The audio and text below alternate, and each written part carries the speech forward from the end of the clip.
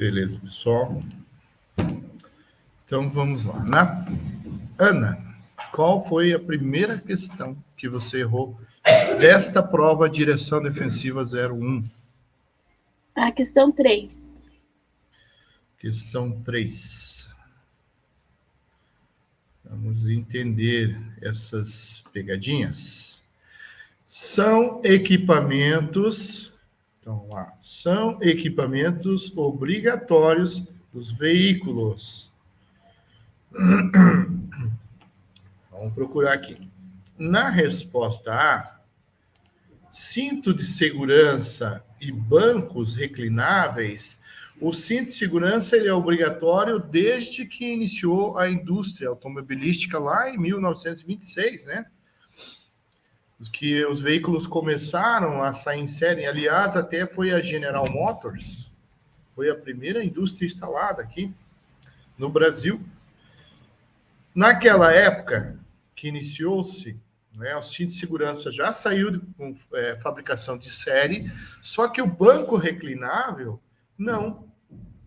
Porque o banco reclinável, ele só teve a sua exigência a partir de 1997 para cá. Então, como ela só está meio certo, né, porque veio depois essa obrigatoriedade, então eu não tomo como verdadeiro. A resposta B, cinto de segurança e conjunto de primeiros socorros. O primeiro socorros também era um kit, né, que veio aí em meados também de 1998, 99, que teve uma obrigatoriedade, mas foi por um breve tempo também, tá? Então eu não tomo como verdadeiro. E além do mais, voltando aqui no banco reclináveis, lembrando que os veículos antigos, como o Kombi, como Opala, como aqueles mais antigos lá, a Rural, o Landau, né, que são veículos mais antigos, eles não têm banco reclináveis. Porque se eu mudar, eu vou tirar a originalidade do veículo. Então, por isso que eu não tomo como verdadeira aquela ali, né? E nem a B, porque os kits primeiro socorro foi por um breve momento. Acho que durou aqui uns 2 anos só de obrigatoriedade e depois saiu, né? Aqui, na resposta C, é a mesma situação. A cinto de segurança era obrigatório desde o início e o encosto de cabeça, não. O encosto de cabeça passou-se a partir de 97. Então, veículos fabricados a partir de 97 para cá, aí teriam que sair com um encosto de cabeça. Tá? Agora, a resposta D aqui, ó. O cinto de segurança era obrigatório desde o início, né? E teve algumas mudanças, melhorias nesse quesito também. E o quebra-sol também é obrigatório desde lá de 1926. Já saiu veículos com quebra-sol. Beleza? Então, no caso da 3, resposta D, né? Vamos para o próximo aqui. Deixa eu ver. Ih, mudou aqui, mudou minha sequência, mas eu vou chamando aqui, tá? Eu vou a partir de cima aqui, Rosângela, talvez. A5, professor. Questão 5. Tá. Caso você esteja realizando uma ultrapassagem e vier outro veículo em sentido contrário, é uma atitude correta a se adotar. A ideia dessas questões é vocês fazerem uma interpretação, né? Tentar puxar na memória de vocês, em algum momento da vida, vocês já passaram por isso. Tá? Então, por isso que tem que puxar ali na memória, tentar lembrar uma condução do veículo através do pai, ou através da mãe, do irmão, do marido, enfim, né? Para tentar aí gerar o que? Uma maior assertividade nas questões. Então, lá. Caso você esteja realizando uma ultrapassagem, vier outro veículo em sentido contrário, é uma atitude correta a se adotar. Vamos pensar assim. Primeiro, eu tenho que estar atento a 3 fatores em uma ultrapassagem. Eu tenho que ter tempo para realizar essa ultrapassagem. Eu tenho que ter espaço para realizar essa ultrapassagem. e tem que ter também visibilidade para realizar essa ultrapassagem. Faltou um dos 3 fatores, eu não faço ultrapassagem, eu prefiro ali me manter, né, atrás e esperar o melhor momento em que esses 3 fatores estejam ali positivos para que eu tenha segurança, porque ultrapassagem é uma manobra perigosa. Então, eu tenho que ter segurança para realizá-la e também estabelecendo a segurança para os meus passageiros e também para os veículos que estão ali no meio, né? No meio externo. Vamos lá. Primeira coisa, eu tenho que verificar se o veículo de trás não indicou, através da seta, a intenção de ultrapassagem. Se ele indicou primeiro, antes de mim, então eu espero ele realizar a ultrapassagem. Mas digamos que eu sinalize ali primeiramente, né? Dei a seta, está tudo livre, em local permitido, porque a ultrapassagem tem que ser feita em faixa seccionada ou tracejada, né? Se eu tenho faixa contínua, eu não posso fazer uma ultrapassagem. Então, lá, no momento oportuno, está tudo favorável, né? Sinalizo a intenção, saio para a contramão, faço a evolução do veículo, acelerando mais que o veículo que eu estou ultrapassando, sinalizo a intenção de voltar para a faixa de origem, volto e sigo o destino. Essa é a atitude correta a se adotar diante de uma ultrapassagem. Mas agora vamos procurar aqui na questão também as respostas, né? Na resposta A, trafegar no acostamento contrário nunca se deve sair para fazer uma ultrapassagem e ir lá no acostamento contrário. Além de ser uma infração de trânsito, né? Eu vou gerar dúvida é onde acontecem as colisões frontais. Lembrando que as colisões frontais, lei da física, 2 veículos em movimento, o impacto é maior, eu tenho maior número de vítimas, eu tenho maior número de traumas e posso ter até óbito nessa colisão, né? Então, trafegar no acostamento contrário, nunca. Na resposta C, não aumentar a velocidade. Se eu não aumento a velocidade, como é que eu vou fazer uma ultrapassagem? Não dá. Eu tenho que aumentar a velocidade além do veículo que estou ultrapassando, né? Então, não é a C. E na resposta D, que eu acho que foi a que você respondeu, deslocar-se para o centro da via o mais rápido possível. Então, vamos imaginar a cena lá. Eu saí de trás do carro, estou fazendo a evolução da ultrapassagem, eis que surge do além um carro lá na frente, né? Vindo no sentido contrário. E eu vou fazer isso aqui, ó, deslocar-se para o centro da via. Se eu vou deslocar para o centro da via, eu vou colidir lateralmente com o veículo que eu estou ultrapassando, né? E posso jogar ele também por canteiro, né? Então, não é a atitude correta. Então, a única aqui que condiz na resposta com relação à pergunta é a resposta C, não tentaram... Aliás, a resposta B, não tentar abortar a ultrapassagem. Então, uma vez que eu iniciei a ultrapassagem, eu tenho que finalizá-la. Então, resposta B, não tentar abortar a ultrapassagem. Professor, mas não tem mais chance de bater os carros do que voltar para o lugar onde você saiu? Não, porque o veículo vendo essa situação, o veículo que vem em sentido contrário, ele vai reduzir velocidade e ele vai dar espaço também para você entrar. E o veículo que você está ultrapassando também vai fazer a mesma coisa. Então, ambos vão reduzir velocidade para você finalizar e entrar na faixa de origem novamente. Professor, eu só não respondi ela porque tá não tentar abortar a ultrapassagem. Mas seria não tentar, vírgula, abortar a ultrapassagem, né? Mas veja bem, eles não vão facilitar, né? Eles não vão fazer a gramática, assim, por exemplo, concordância verbal, justamente para quê? Para que tenha uma certa interpretação em cada resposta, tá? Então, muitas vezes não vai ter a vírgula ali, muitas questões, tá? Mas é não tentar abortar a ultrapassagem mesmo. Então, uma vez que eu iniciei, eu tenho que finalizar. O que você falou, Júlia? Isso é pelo meu espírito competitivo, porque eu já vi isso vendo viagem, não sei, que a pessoa não... Sim, é um risco. Eu vi É um risco que se corre. Por isso que tem que estar atento aos 3 fatores lá. Eu tenho que ter tempo, tenho que ter espaço e eu tenho que ter visibilidade. E o trânsito é um risco. Sim. Tá bom?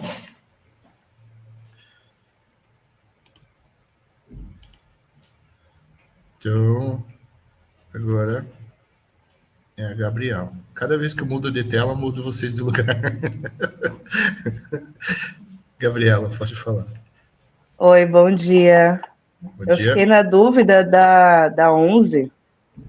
Questão 11. Essa aqui pega todo mundo. Maioria, o Sandoval, esse cara aqui, ele engana todo mundo, né? Enganou mesmo. Vamos lá, vamos entendê-lo. Sandoval, motorista defensivo, está trafegando à noite por uma pista de sentido duplo de direção, né? Mão dupla, vai e vem, à noite ainda, né? Sob uma forte chuva, despencando água, aquela água torrencial, né? Que cai reta, sabe aquela chuva que cai reta? Né? Na pista, há acúmulo de água no asfalto, formando grandes poças d'água. Nessas condições adversas, dirigir um veículo requer muito cuidado e perícia. Sim, com certeza, né? Primeiro porque estou à noite. Ó, já tem ali uma condição adversa, né? À noite, que é a ausência da luz, né? Aí tá chovendo, né? Tá gerando acúmulo de água na pista. Então, eu tenho que ter muito cuidado e perícia para transitar com segurança, né? Neste caso, para evitar o efeito da aquaplanagem, Sandoval deverá... O que é a aquaplanagem? É o carro deslizar em cima das poças d'água. Isso acontece muito quando eu tenho excesso de velocidade para o local, ou também piso no freio. Se eu piso no freio numa poça d'água, a tendência é o carro sair, desgovernar, né? Esse é o efeito da aquaplanagem. Então, vamos lá achar a resposta correta aqui. Deixa eu só lembrar dela aqui na minha provinha. Tá, já sei. Vamos lá. Na resposta A, diminuir a velocidade, ok. Ele tem que diminuir a velocidade, tá certo? Diante dessas condições adversas, né? Acionar o pisca-alerta, trafegando de modo a evitar as poças d'água. Não é porque está de noite, não é porque está chovendo que eu vou acender e acionar o pisca-alerta. Tá? Não vou andar ali com as 4 lâmpadas ligadas. Não. Eu utilizo o pisca-alerta quando eu tenho ali uma pane, né, no veículo, ou uma parada de emergência, até pode ser, né? Mas não nesse caso aqui de trafegar, tá? Nem à noite, nem porque está chovendo. Então, pisca-alerta, não, né? E trafegando de modo a evitar as poças d'água. Então, imagina lá, Sandoval tá na direita, né? Daí tem uma poça d'água aqui, ele vai lá para a contramão. Daí uma poça d'água aqui, vai lá para a direita. Pode andar em zigue-zague? Não pode. Então, por isso que eu não tomo a resposta A como verdadeiro, né? Na resposta C, fica na esquerda e aumenta a velocidade para fugir desse efeito? Também não, porque além de eu estar na contramão, aumentando a velocidade, eu estou aumentando a chance de acontecer uma aquaplanagem e de rodar na pista. Então, não é a resposta C.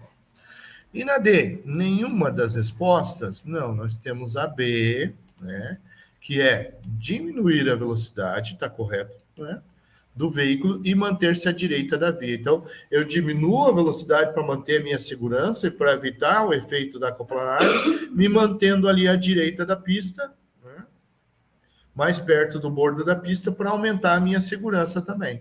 Então, resposta correta é a B, de bola.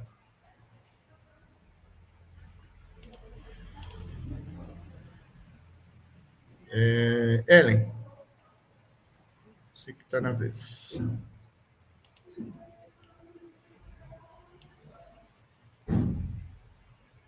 Tava vendo aqui, professor, e eu errei a 13. A 13.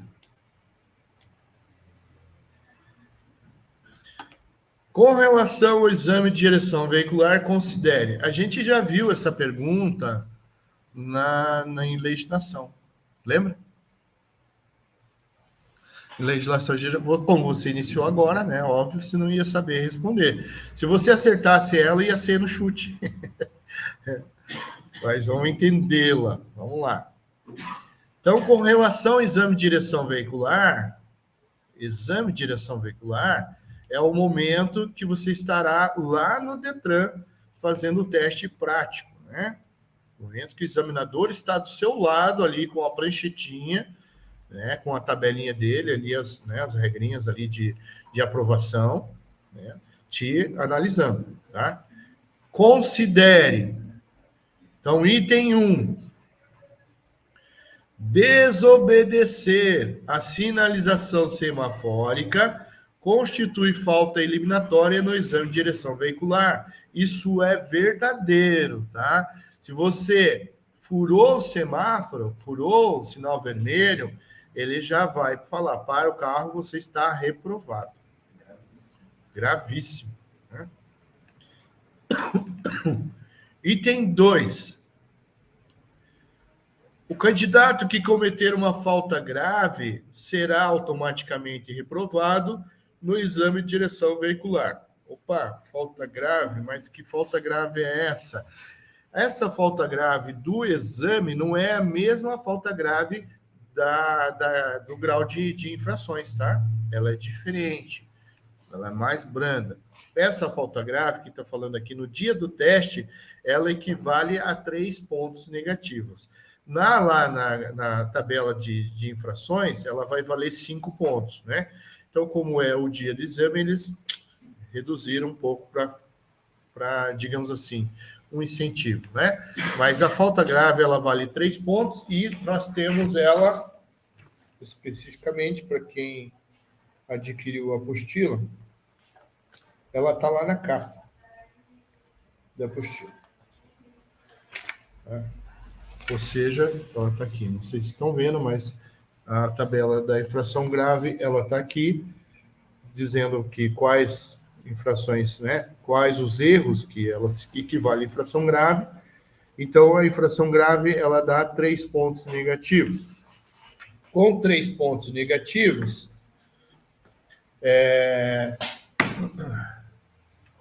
a pessoa não é reprovada. Tá? 3 pontos negativos, não. No quarto ponto, daí sim a pessoa é reprovada no exame de direção veicular. Somente no quarto ponto. Então, como ela dá 3 pontos, então essa afirmação aqui é falsa. Item 3. O candidato à obtenção da CNH na categoria AA, que é para 2 ou 3 rodas, né, motocicleta, que iniciar a prova sem estar com o capacete devidamente ajustado à cabeça, será automaticamente reprovado no exame de direção veicular. Sim, verdadeiro. Para mim fazer lá o teste, eu tenho que estar com o capacete bem ajustado, né, na cabeça, a jugular ali, a presilha bem presa e a viseira abaixada. Tá? Então, esta 3 é verdadeiro. Daí a pergunta é correto que se afirma em... Então, o item 1 é verdadeiro e o item 3 é verdadeiro, né? Porque o item 2 não.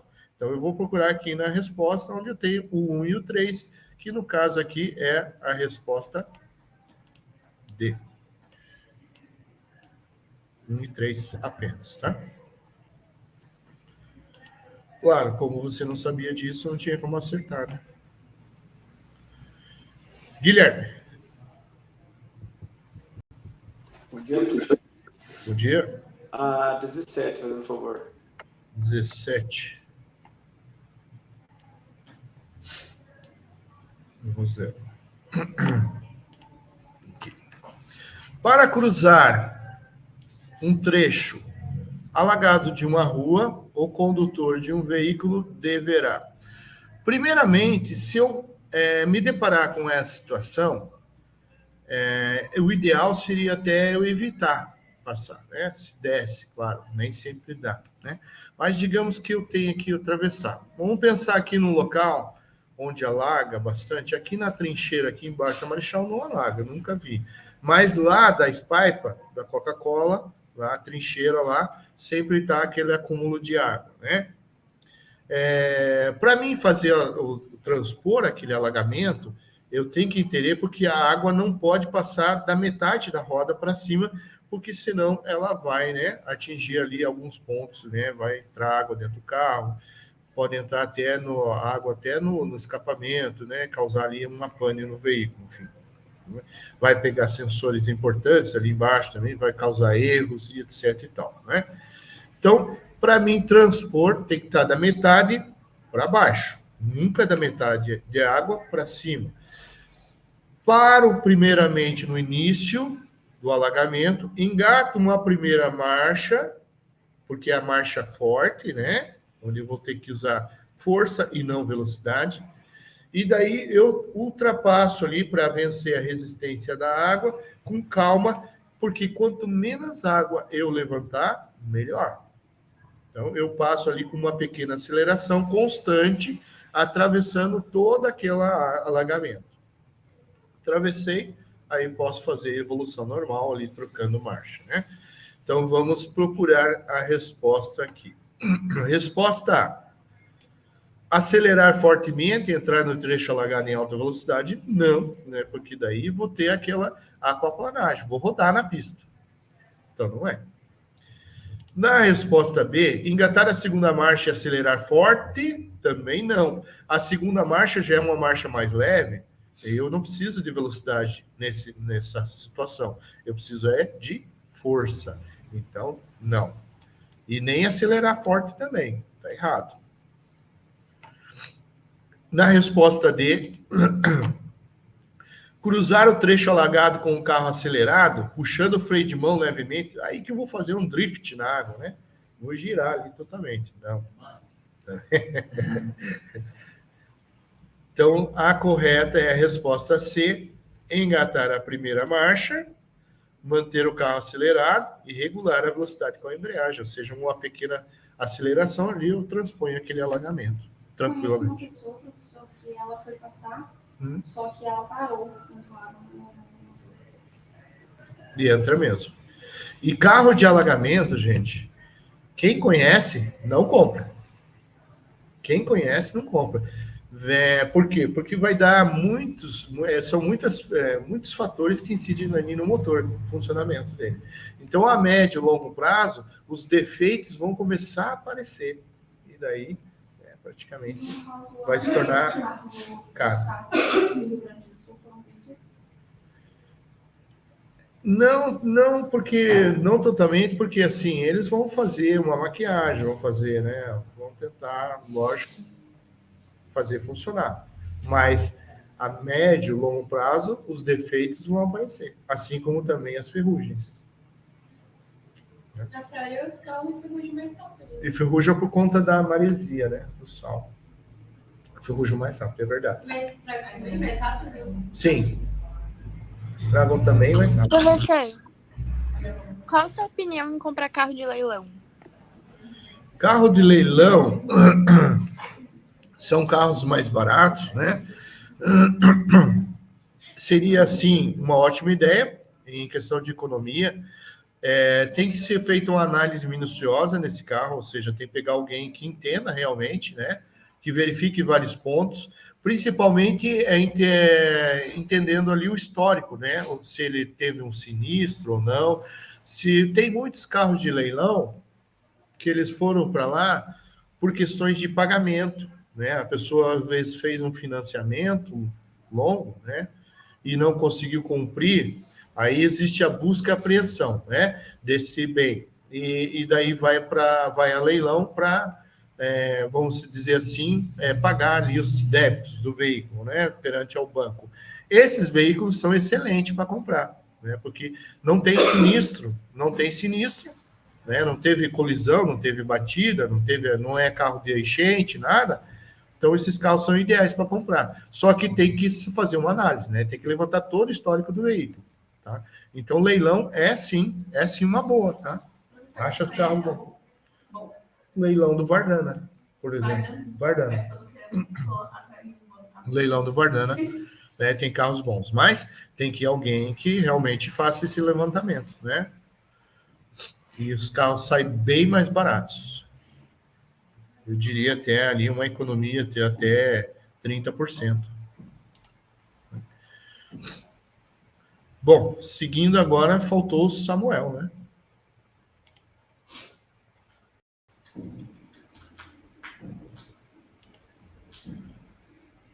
Pode falar, Samuel. Qual questão que você errou aí? Ou se já tirou as dúvidas também, não tem problema.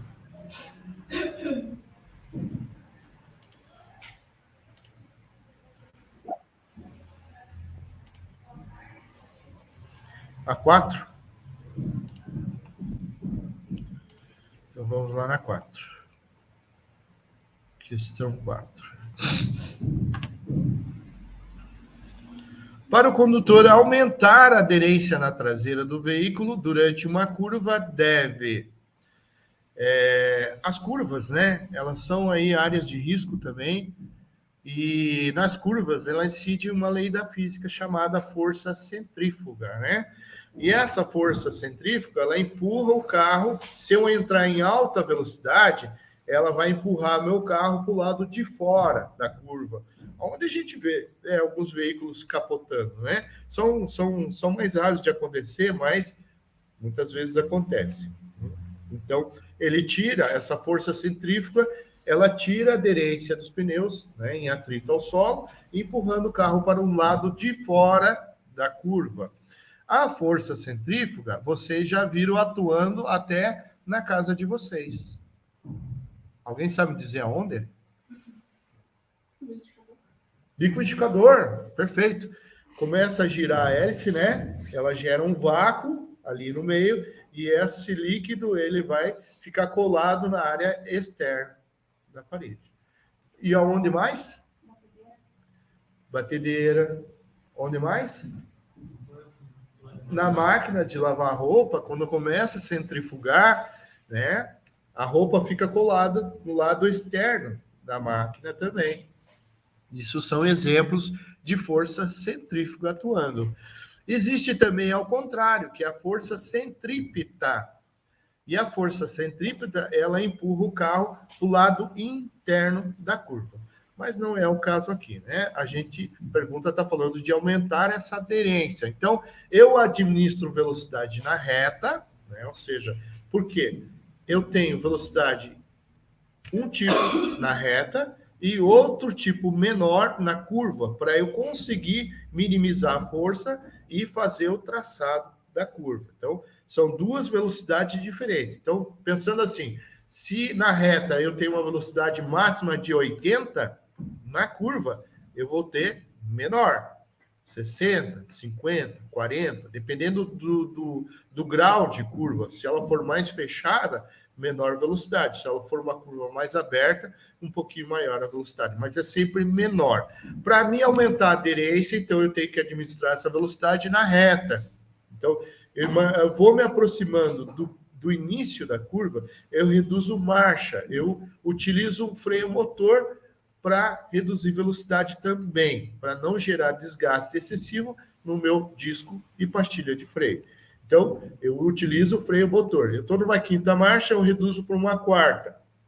O motor vai roncar, vai fazer rum. Muita gente pensa assim, meu Deus, vai explodir meu motor. Não, ele já é preparado para esse tipo de situação, né? Para a utilização ali da força reversa do motor. Onde eu tenho ali bico injetor injetando gasolina e ar, né? Ele faz essa mistura de ar e combustível dentro da câmara. Então, quando eu reduzo marcha, ele começa ali a meio que pingar, né? E eu utilizo a redução, a força reversa do motor para ajudar na diminuição de velocidade. Cheguei no pé da curva, eu dou uma pisadinha, mais uma seguradinha no freio, e daí entro com velocidade compatível com a curva, fazendo o traçado ali sem exceder a velocidade do local, com uma pequena aceleração, faço o traçado da curva e sigo o destino. Agora vamos procurar a resposta aqui. Não acelerar demasiado, só para manter a aceleração. Manter aquela velocidade que você reduziu. E não acelerar para aumentar a velocidade. Porque daí, se eu mantenho aquela velocidade que eu reduzi, por exemplo, estava 80, eu vou fazer o traçado a 60, e eu mantenho essa velocidade de 60. E com uma pequena aceleração. Porque se eu não acelerar, o carro vai parar. Né? Isso a gente vai aprender. Lógico. E eu vou passar vídeo aqui também, tá? Eu tenho uma dúvida. Sempre nas curvas não tomadas assim. Sim, reduzo a velocidade e ultrapasso ali com a segunda marcha ideal. Né? Porque se eu tenho uma lombada ali, é porque eu tenho uma área de risco. Se eu tenho uma área de risco, eu tenho que reduzir a velocidade. Professor, de Uber hoje, o Uber, na hora que eles paravam no sinal, ele desligava. Hã? Olha isso. Eu olhei assim, eu fiz, Escute isso, pessoal. duas vezes. Olha isso. Que carro que era? Olha que a Priscila está falando. Que ela pegou o Uber e quando chegava no semáforo, o cara desligava a chave do carro. Ele desligava assim? Pegava a chave ali e virava? Aí, na hora que abria, ele ligava de novo e ia. Eu já vi Meu Deus do céu. Gasolina tá cara, né, professor? Que é o quê? Ah, mas nem ao ponto de desligar em cada semáforo, imagine. Você gasta mais gasolina ou menos do Olha, pode até economizar um pouquinho, tá? Mas a questão é que vai gerar o quê? Vai gerar um desgaste ali na ignição. Fora que o motor de arranque também. Fora que o motor de arranque também vai começar a apresentar defeito antes. Tá? O que influencia o motor de arranque, a bateria que ele vai usar mais para poder... Não se desliga o motor.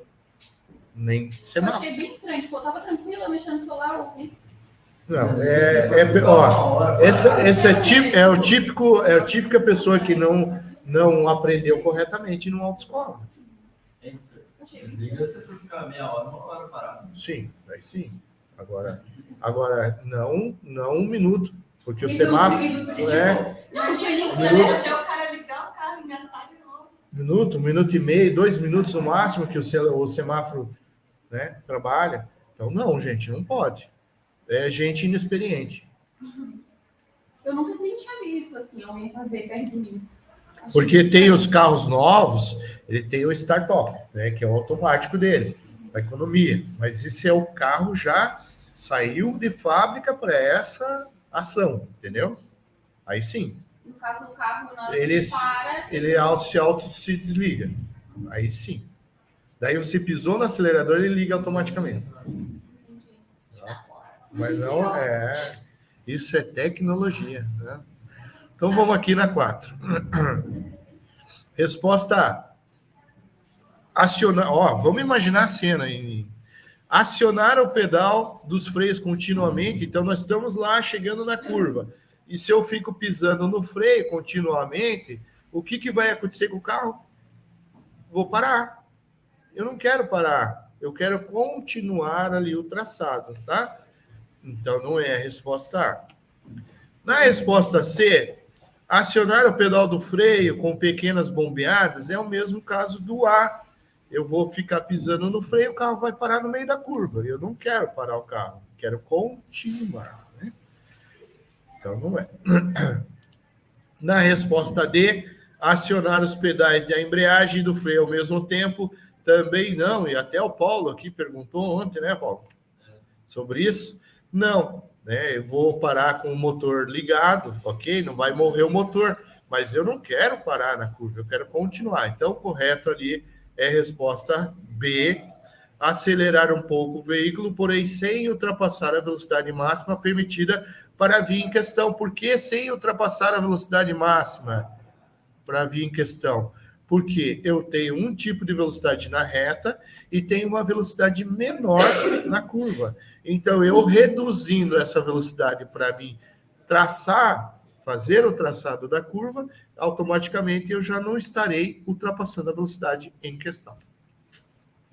Beleza?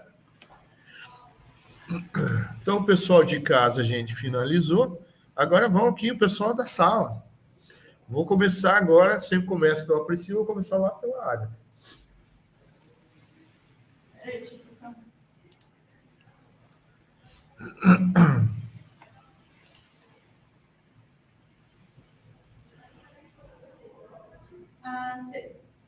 Questão 6. A manutenção preventiva faz parte da direção segura. Sim, tem que manter em dia o meu veículo, né? A minha ferramenta de mobilidade, ela tem que estar em perfeitas condições de segurança, né? Sendo assim, usar amortecedores e molas em mau estado podem acarretar, entre outros, o amortecedor e mola, ele é responsável por manter ali a estabilidade no meu veículo, principalmente diante de uma curva.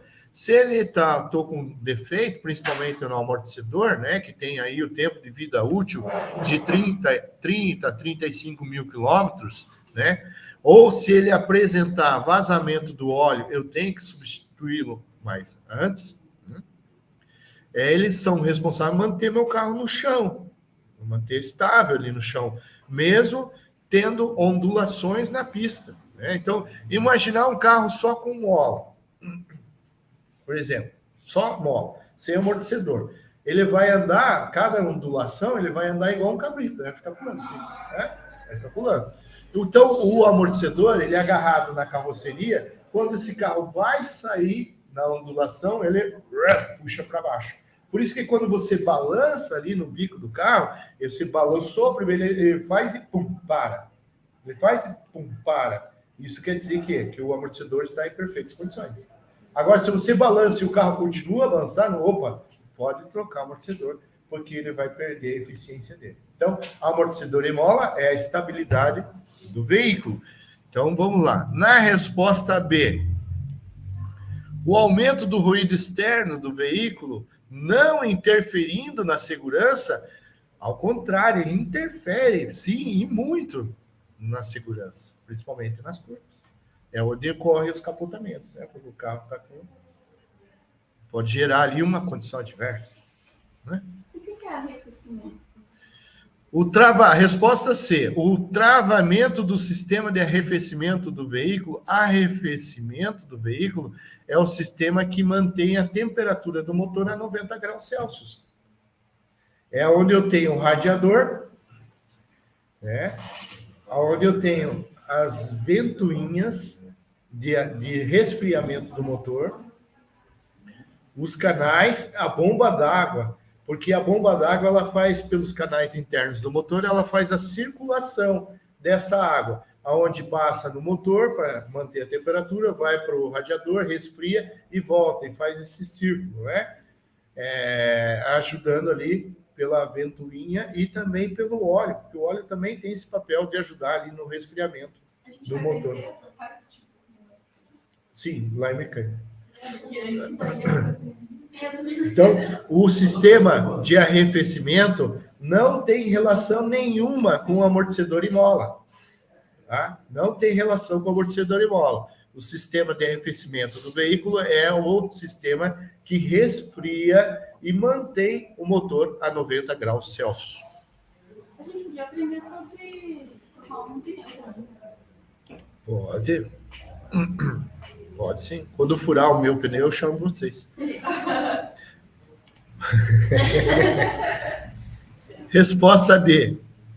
Desconforto aos ocupantes do veículo em função da vibração produzida, sendo que essas peças não interferem na segurança. Olha as pegadinhas, né? Sim, elas interferem na segurança, tá? Então, o que pode acarretar ali o amortecedor e mola em mau estado é a resposta B. A resposta A, olha, o capotamento do veículo em curvas, tá? Resposta A, capotamento do veículo em curvas. Isso sim. Ele perde a eficiência e não vai manter o carro ali em atrito ao solo. Paulo, uma sua.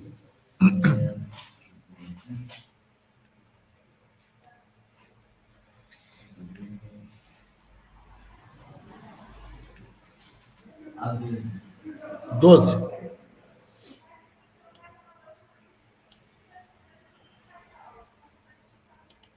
Sobre o elemento básico de direção defensiva, atenção! Qual das alternativas é a incorreta? Lembrando, né, do nosso brainstorm. Vou fazer ali, né? Que a gente vê muito rápido, daí eu correto. Exatamente. Então, aqui, a gente vai achar a resposta errada, né? Então, vamos lá na resposta B. Na resposta A. Deixa eu só conferir aqui com que é certo, agora eu me perdi. Tá, na resposta A. Sempre deve ser dado prioridade e atenção ao foco de direção. Verdadeiro. Né? Está certo? Eu sempre tenho que estar ali atento, principalmente diante das condições adversas. E a atenção ideal é aquela atenção difusa, onde estou atento a tudo e a todos. Atento ao meu painel, atento ao carro que está atrás, atento ao carro que está à frente, atento ao carro que está me ultrapassando, atento às pessoas no meio externo também. Então, a A está correta e eu tenho que achar a errada. Então, não é a A. Vamos pular a B, que é a correta. Vamos lá na C. Deve ser direcionada a todos os elementos da via? Também, acabei de falar. Tá ali atento ao carro atrás, carro à frente, carro que ultrapassa, o painel, porque o painel conversa com o condutor e as pessoas que estão no meio externo. Então, está correto. E a resposta D é a concentração de atividade mental sobre um determinado objeto, também está correto. Né? Eu estou ali com o quê? A atividade mental focada na condução do meu veículo. Então, correto. Agora, a incorreta é a resposta B. Não precisa ser direcionadas as condições físicas e mentais do condutor? Sim, precisa ser direcionada. Principalmente a questão, né, física, se a pessoa está com sono, se a pessoa está alcoolizada, se a pessoa está drogada, não pode conduzir veículo. Né? Tá? Então, sim, precisa. Então, aqui está no não, está a pegadinha. E tem que se atentar também a essa questão de correta ou incorreta, que pode ser alternar aí nas questões, tá? Júlia. 22 fora? 22, eu acho que não.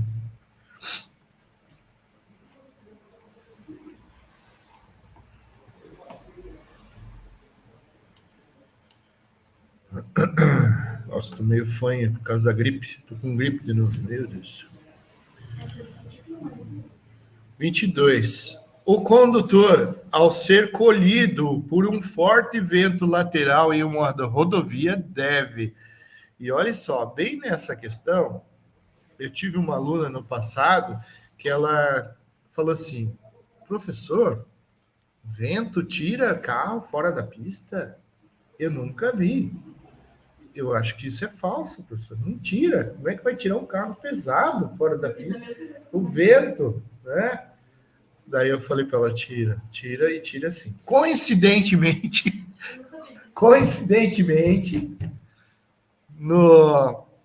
foi na turma da manhã, no meio-dia, passou no jornal da RPC. Tá gravado. Quem procurar nos 3, 4 anos anteriores vai ver essa notícia lá. Na RPC. Vento forte tira veículo da pista, da rodovia. E daí a repórter, ela estava entrevistando lá o homem, tudo machucado, estava tudo enfaixado a cabeça dele lá, deitado na maca do hospital, e a repórter entrevistando. Senhora, é verdade que o seu veículo foi tirado da pista por um vento lateral? Ele falou, sim, moça, foi tirado, sim. Mas que veículo o senhor estava? Eu estava num caminhão. Um caminhão? Sim. E qual o peso que o senhor está? 45 toneladas.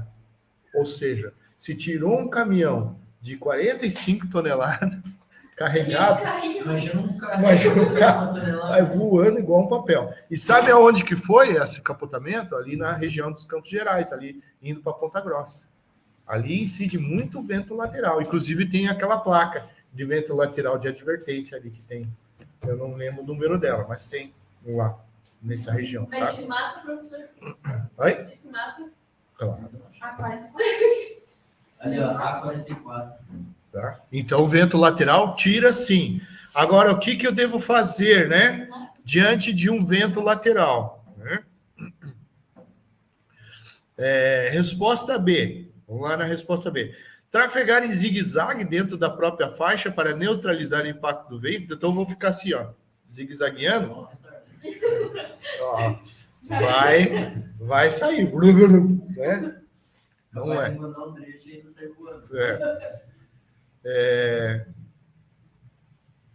Segurar. A resposta tinha pulado a resposta A, mas ela é errada também. Ó. Segurar o volante levemente a fim de reduzir o risco de capotagem. Então, eu tô vamos imaginar a cena, porque a gente tem que sempre, né, tá ali imaginando a cena. Tô segurando o veículo, daí o vento começou a bater, eu pego e não vou, né? Vou segurar levemente? Não, né? Não pode. Eu tenho que segurar mais firme ainda, né? Então não é a A também, né? Então lá na C. Acelerar a fim de aumentar a força de atrito entre os pneus e a pista. Se eu acelero, se eu aumento a velocidade, e isso foi o Paulo que falou ontem. Quanto mais rápido o veículo, mais leve ele fica. Não foi isso? Então, menos atrito no chão. Então não é. Mais rápido, mais leve o veículo fica. Então, o correto é a resposta D, reduzir a velocidade para manter a estabilidade, né? Então, se sentir vento lateral, eu reduzo a velocidade para manter o carro no chão ali. Então, no caso, resposta D. Mas como você sabe que está vindo o vento lateral, tipo, vem barulho, assim? Que... Você sente no volante. Sente que o veículo vai meio que saindo assim de lado. Você sente. Gente, dirigir é uma loucura. David. Eu tô sem o próprio no celular. Bernardo. 15.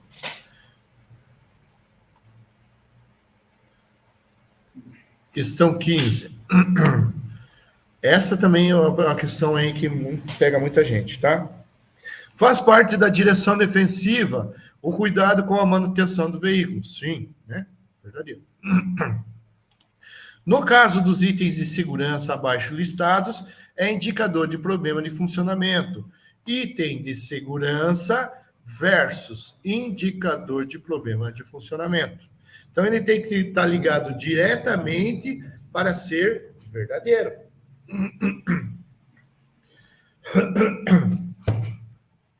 Tem água aqui. Resposta A. Pneus versus redução na distância de frenagem. O pneu está ligado diretamente com a redução na distância de frenagem? Está ligado, sim. Mas existem outros fatores, né? Porque não sabe se ele está... Não está falando aqui se ele está em bom estado, se está careca. É um problema de funcionamento, não de desgaste. Exatamente. Não está falando... Olha lá. Olha a interpretação perfeita, hein? Ó, falou. É o problema de funcionamento. Não está falando. Não está falando. Não... Na hora que você deu a questão, eu falei, nossa. Não está falando de se a pista está molhada ou está seca. Não está falando se está de noite ou de dia. Não está falando se o condutor está embriagado na estação. Está entendendo que existem vários fatores, além desses, né? Então, vamos com o verdadeiro. O Enem me prepara bastante. O Enem faz isso, né? Na resposta C, freios versus redução de estabilidade. O freio está ligado com a estabilidade do veículo? Não. Está ligado com estabilidade, amortecedor e mola. E na resposta D, iluminação versus aumento dos pontos cegos do veículo. Se eu tenho ponto cego de dia, eu tenho ponto cego à noite. Né? Se eu tenho ponto cego no capacete, que restringe a minha visão, eu tenho ponto cego na coluna A do veículo, na coluna B do veículo, na coluna C. Eu tenho ponto cego no ônibus, eu tenho ponto cego no caminhão. Então, são vários pontos cegos e iluminação por si só, sendo dia ou sendo noite, ela não vai me interferir se eu tenho ponto cego. Mas também ela Se eu tenho ponto cego, eu vou ter de dia. Se eu tenho ponto cego, eu vou ter de noite também. Mas ela também não é um item de segurança, a iluminação. Exatamente. Né? E não faz parte do funcionamento, como foi falado pelo Paulo. Agora aqui, ó, na resposta D, direção versus o veículo puxa para um dos lados, sim. Daí está ligado. Acertou, então. Quem colocou a B? É. Priscila. A 27. 27, fechando a prova, então, com a Priscila. Como calculamos a distância de segurança? A distância de segurança, né? O distanciamento ali do veículo da frente, quem segue essa regra não bate em carro de ninguém. Então eu vou compartilhar aqui um rabisco meu. Eu tinha falado essa questão aí, deve ficar dinâmica. Eu vou compartilhar um rabisco meu e explicar isso bem explicadinho. Nós vamos ver isso na prática acontecendo, tá? Distância de segmento, tá aqui. Agora deixa eu compartilhar a tela com o pessoal de casa.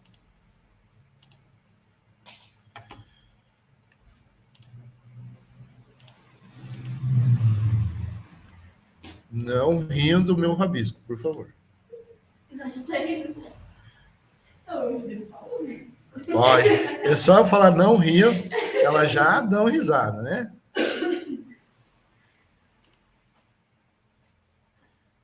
Tá.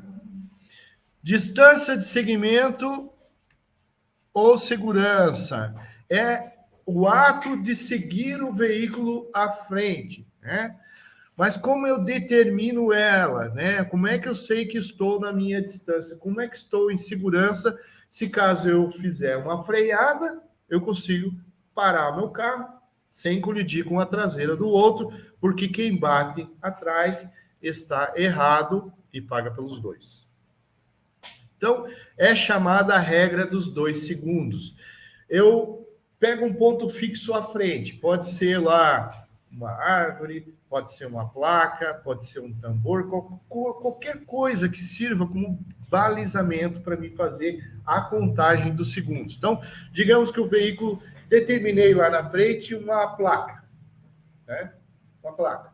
E o veículo da frente chegou nessa placa que eu determinei como ponto fixo. Quando eu comecei a contagem, quando ele chegou à frente em 1001, 1002, que eu cheguei em 1002 nessa placa, quer dizer que eu estou a 2 segundos atrás do veículo da frente. Então, 2 segundos, eu estou dentro da regra de distância de segurança e distância de segmento. Por que o 1001 e por que o 1002? Porque se eu conto 1 e 2, não vai dar o tempo exato de 2 segundos. Então, eu falando as 6 palavras, eu consigo entrar dentro da regra, tá? De 2 segundos. Então, sempre 1001, 1002. Distanciei 2 segundos o veículo da frente. Se o veículo, agora olhando aqui no quadro, se o veículo estiver a 30 km por hora, tá aparecendo ali, né? Se o veículo estiver a 30 km por hora e eu fizer a contagem 1001, 1002, eu estarei mais ou menos a 12 metros do veículo da frente. Se o veículo da frente aumentou a velocidade para 50 km por hora, e eu aumentei atrás dele também, 50 km por hora, e faço a contagem 1001, 1002, para me manter dentro da regra, eu vou estar a 28 metros atrás do veículo da frente. Se o veículo aumentou para 100 km por hora e eu faço a contagem de 1001, 1002, eu vou estar a 56 metros do veículo da frente. Então, perceba que essa regra é diretamente proporcional. Ou seja, quanto maior a velocidade, maior também será a distância que eu estarei do veículo da frente. Isso método não é mais fácil? Como é que você vai medir em metros com uma trena? Você vai esticar a trena toda vez na frente?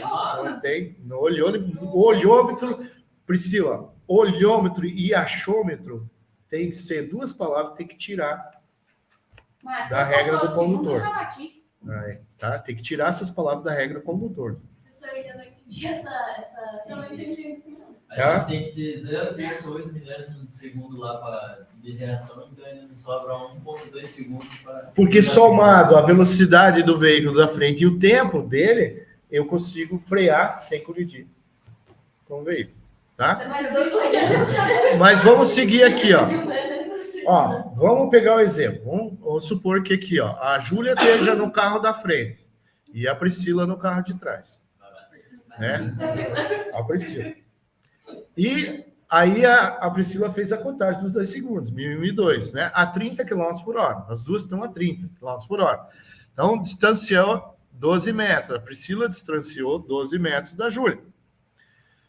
Digamos que a Júlia precisa parar o carro. Passou um cachorrinho ali, bonitinho na frente, né? E ela olhou o cachorrinho e pá, pisou no freio. Até a Priscila visualizar a luz de freio dela acendendo, a lanterna dela do freio acendendo, essa reação não é imediata. Lembra do papel? Um segundo, né? Então, não é imediata. Até a visão, mandar lá a informação para o cérebro processar, o córtex frontal aqui, processar essa informação, mandar o estímulo lá para os membros inferiores, o pé, e ela tirar o pé do acelerador e pisar no freio, não é uma reação imediata, ela é em torno de 1 segundo. Então, se eu levei 1 segundo para tirar o pé do freio nesse ponto aqui, onde ela viu o perigo, viu a luz de freio acendendo, tirou o pé do freio e levou 1 segundo e pisou, tirou o pé do acelerador e pisou no freio, ela teve um deslocamento, porque ela estava a 30 km por hora. E esse deslocamento, em termos de 1 segundo, ele reflete em 4 metros. Esse deslocamento de 4 metros é chamado de distância de reação, porque foi a reação da Priscila em tirar o pé do acelerador e pisar no freio. Então, distância de reação, 4 metros. Aí ela pisou no freio, nesse ponto aqui. Houve o arrasto do pneu, até parar, né? O arrasto, freado, né? Até parar. Também não é imediato, é de 1 segundo, né? E esse deslocamento também, de 1 segundo, reflete em mais 4 metros.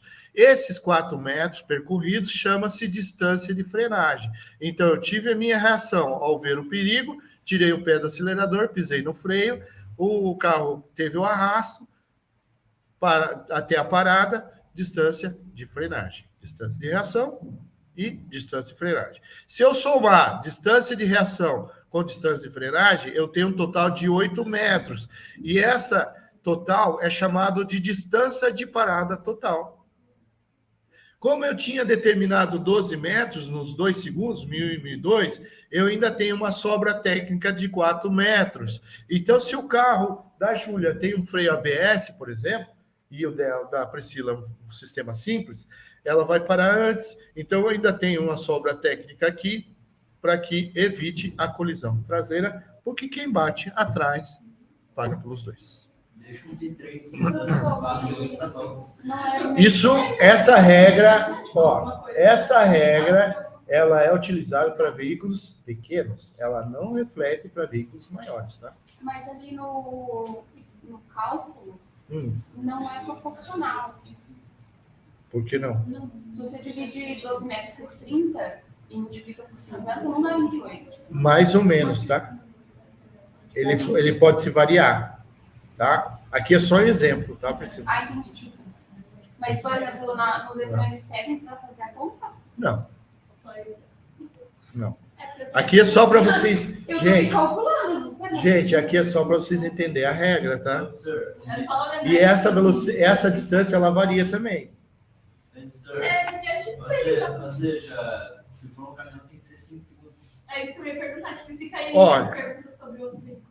O caminhão vai demandar mais distância de frenagem. Daí sim. E a moto não é coisa do carro? Qual seria a regra? A moto, ela é mais rápida que o carro. Então, a motocicleta, ela também não freia igual o carro. Então, eu tenho que aumentar pelo menos mais um segundo. Mas dá dentro da regra ainda para o automóvel, para a motocicleta, aqui nessa regra. Os 2 segundos. Ó, pessoal, se tiver chovendo, se tiver de noite, se tiver neblina, eu aumento 2 segundos para 3 segundos. Eu aumento ainda essa distância. Eu conto 1001, 1002, 1003. 3 segundos atrás, tá? 1004 para prevenir. 1003 já está dentro da regra. Mas como é que eu no ano passado eu trabalhava com dinheiro, daí eu passei faculdade, daí eu trabalhava com dinheiro. Daí ele comprou um JG ali, daquele jeito, né? Um carro de 2 tipos, e falou assim, Bibi, vamos pra chácara, lá indo pra Ponta Grossa. Aquela Ponta Grossa tem aquela retona, Sim. estava vazia. Ele pegou 110, daí do nada o caminhão entrou na nossa frente, um dia na distância. Ele ganhou com tudo, virou no apartamento da direita e entrou no caminhão, e passou no caminhão. Se ele não virar, podia ter morrido. Eles tinham batido, né? Exatamente. Aí ela fez uma vitória, né? Porque a velocidade a 110 km por hora, ela vai demandar 110 metros para parar. Mas se não freasse ali, Exatamente. Tá? Então, essa é a regra dos 2 segundos. Agora, voltando lá na nossa questão da prova, em que a Priscila perguntou, né, como se calcula, a questão 27 ali, como calculamos a distância de segurança? Então, ela é calculada em, resposta B, em segundos. Todo mundo falou também. Eu coloquei por veículo. Beleza, pessoal? Aham. Finalizamos essa provinha? Eu coloquei por número de veículo. Pessoal de casa também? Olha lá, deixa um carro de distância. Tudo certo? Beleza, pessoal. Então, agora eu vou passar para vocês o vídeo, né? A gente vai ver algumas situações na prática. Antes, eu vou parar a gravação aqui, tá? Direitos autorais.